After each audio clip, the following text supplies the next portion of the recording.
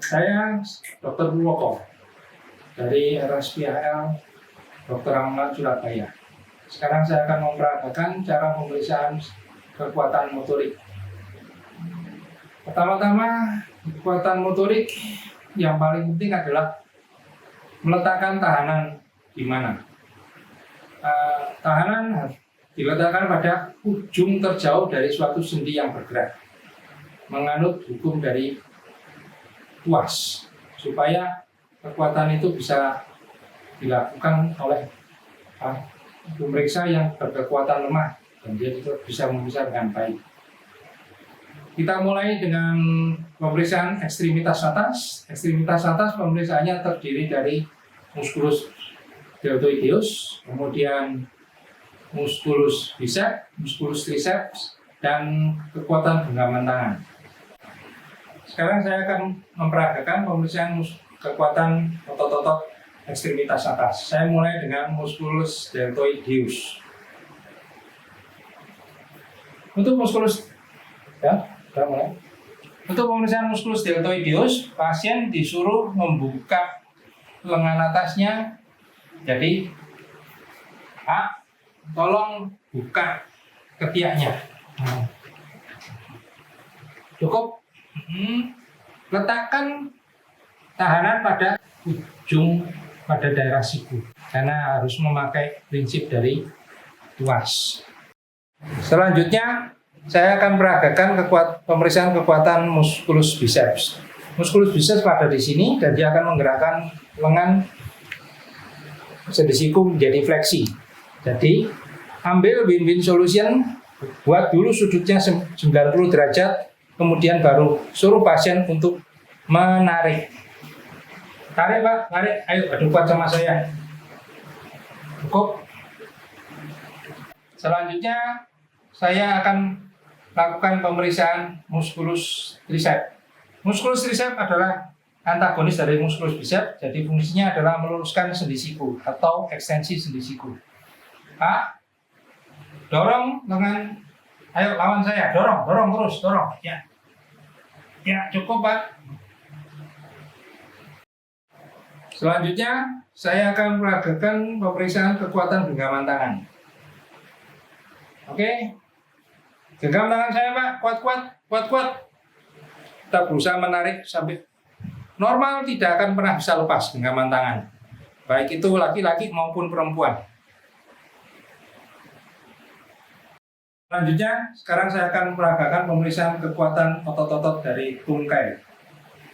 Saya mulai dengan pemeriksaan kekuatan muskulus iliopsoas. Pasien disuruh mengangkat tungkainya saja, tungkai bawah lurus, angkat ke atas Pak, kuat. Kita letakkan tahanan pada lutut. Ya, cukup Pak. Kemudian antagonisnya adalah kekuatan muskulus gluteus. Kita letakkan lengan di sini, pasien suruh menekan tungkainya ke ranjang, tekan Pak, kuat ya, tahan. Letakkan tangan di sini di panggul untuk menahan, untuk stabilisasi aja. Tekan terus Pak. Cukup. Selanjutnya saya akan lakukan peragaan pemeriksaan muskulus quadriceps femoris. Quadriceps femoris berfungsi untuk menendang, jadi buat sendi lutut fleksi dulu, kemudian letakkan tahanan pada pergelangan kaki, kemudian suruh pasien menendang. Tendang Pak, kuat. Ya, cukup. Selanjutnya kita akan memeriksa muskulus hamstring yang merupakan antagonis dari muskulus dari quadriceps tadi. Jadi sekarang pasien suruh lipat kakinya ke dalam ya Pak ya. Tarik kuat, tarik. Yuk, tarik kuat.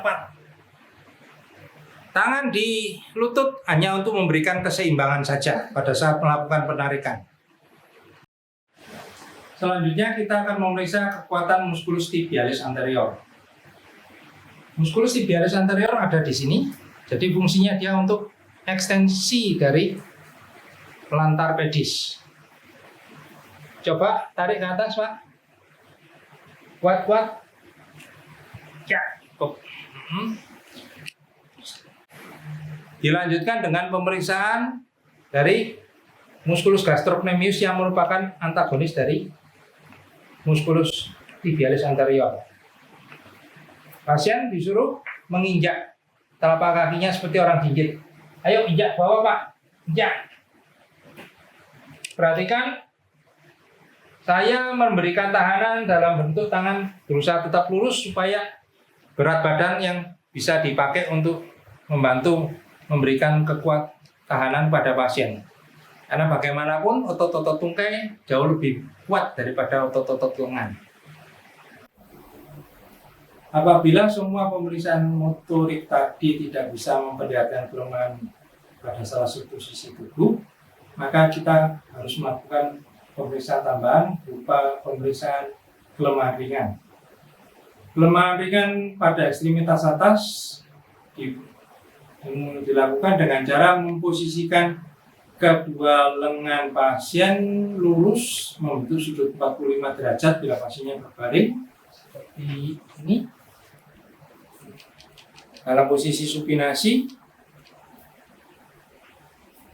bila ada terjadi kelemahan, maka salah satu sisi yang lemah akan mengalami pronasi ataupun agak turun. Untuk tungkai, pasien disuruh mengangkat kedua tungkainya, angkat lurus ke atas, suruh menahan, turunkan pelan-pelan Pak. Biasanya salah satu sisi yang lumpuh akan turun lebih dahulu daripada sisi yang sehat. Biasanya saya akan melakukan kombinasi keduanya, karena dengan mengkombinasi ini kelemahan akan tampak lebih nyata. Jadi pasien disuruh posisi demikian, angkat kedua kaki tungkai, turunkan pelan-pelan tungkainya, maka sisi yang lumpuh lengan akan begini dan sisi tungkai yang lemah dia akan turun lebih dahulu. Selama melakukan pemeriksaan ini, pasien diharapkan dilakukan dengan mata terpejam. Jadi jangan membiarkan pasien tetap membuka mata, tapi suruh pasien memejamkan matanya supaya dia tidak bisa mengkoreksi sisi tubuh yang lemah. Demikian pemeriksaan motorik, kelemahan motorik ringan yang bisa kami peragakan. Sekian, terima kasih.